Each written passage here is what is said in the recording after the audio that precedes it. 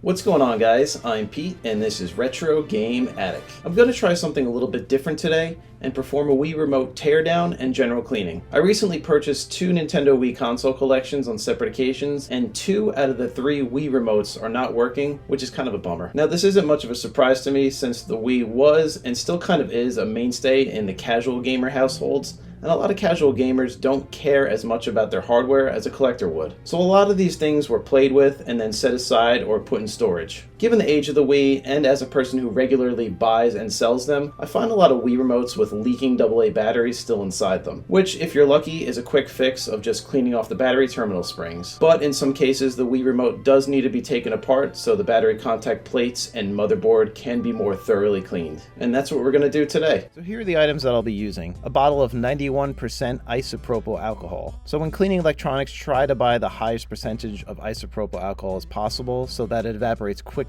off the electronic components. Nitrile gloves to protect from battery acid. Probably a little bit of overkill, but I'm going to use them for a bit here. Cotton swabs or Q-tips. The cheap no-name brand is fine. A small precision flathead screwdriver. A tri-wing Nintendo security screwdriver. Some plastic pry tools. A toothbrush. A small wire brush. Or a car battery terminal cleaning brush. Cleaning solution. Here's the first Wii Remote we're going to check out. This is a white RVL003 model that looks like it's in good overall cosmetic condition, so it's a great candidate to be worked on. Let's crack that battery cover off in the back, and here are the culprits. Leaking AA batteries that probably have been inside for a little while. Let's remove them and dispose of them. I'll also add a side note here that as per the EPA, you can safely dispose of alkaline and zinc carbon batteries in your household trash in most communities, but they do recommend that you check with your local or state solid waste authority for recycling options. There is battery acid kind of caked onto the metal battery contact springs, so we'll start by cleaning them off. Let's start simple by adding some isopropyl alcohol to our toothbrush and clean off the contacts and see if that works. You can also use white vinegar to clean the corrosion off as well, but I've had good luck with isopropyl alcohol, so that's what I'm going to stick with. We'll clean it all off here and let everything completely dry. And now pop in some fresh AA's to see if it works again. If you look closely, the lights did slightly blink on the bottom of the remote, which is a good sign, but we're going to have to be a little bit more thorough. Okay, unfortunately, just cleaning the battery contact springs didn't work. There might be a little bit more battery acid that leaked onto the motherboard or the underside of the contact plates, so we'll disassemble the Wii Remote to scope out the extent of the damage. Place the Wii Remote face down and remove the 4 tri-wing battery screws underneath the battery cover. You can snag a cheap tri-wing screwdriver off Amazon, and I'll throw a link to that in the description. And we'll place the screws in this magnetic holder so we don't lose them. And next up is probably the trickiest part of the whole teardown, and that is prying apart the 2 halves of the controller shell. There are 2 very small and fragile clips holding the plastic halves together. There's one on either side of the D-pad. So I'm going to take a plastic pry tool and gently work it in between the 2 halves and squeeze the bottom half of the remote while sliding the pry tool onto the clip to work it out. I'm going to repeat the process for the second tab, and cool, the 2 halves are separated. I've broken my fair share of tabs before, so don't be too frustrated if you do end up breaking some. Luckily, those tri-wing screws we just removed should be able to keep the Wii Remote together if you do break a few of those tabs. Next, we will lay the controller down with the exposed motherboard facing upwards and use a small flathead screwdriver to gently pry the motherboard upward out of the shell. Hold the motherboard on the sides like this and just be careful when you're handling it. You can see on the bottom here that one contact plate and springs we need to clean are soldered onto the motherboard, so we have to remove the other plate and springs from the bottom half of the shell to better access those. What I like to do is push the contact plate out from inside the shell. So take your small flathead screwdriver and place it on the metal contact and just push it out. I also broke out a precision hook tool to make my life a little bit easier here. This will take a little bit of finessing, but keep working at it and it will eventually come out. Now that we have the motherboard and contacts out, we'll take our small wire brush and clean the contacts more thoroughly. There's no real rhyme or reason here, just be sure to scrape away from the motherboard when cleaning the contacts attached to that portion. Pay close attention to the underside of the contact plates since corrosion can sometimes be hidden there. Alright, the contacts are looking pretty clean here. Next up, let's apply some more isopropyl alcohol to the toothbrush and clean the contacts and try to get them as clean and as shiny as we can. Awesome. From here, we'll further inspect the motherboard for any evidence of battery leakage and clean any corrosion that you might find with a Q-tip or a toothbrush with isopropyl alcohol. So if you're using 91%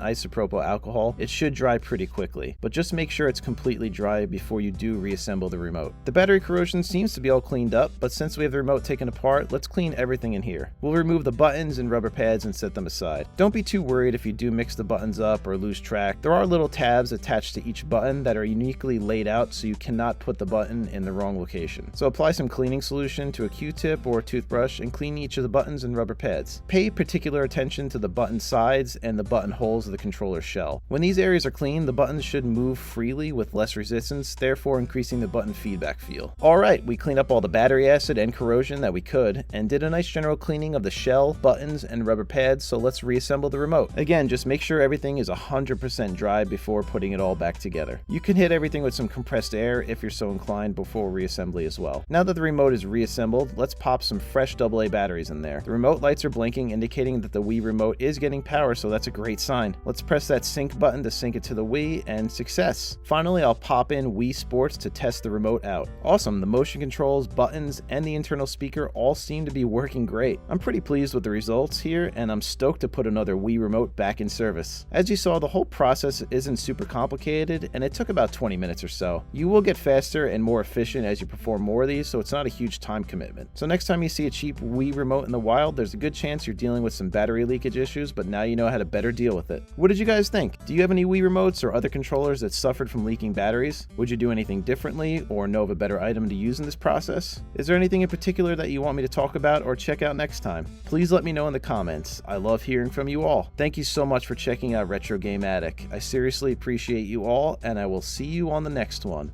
Later.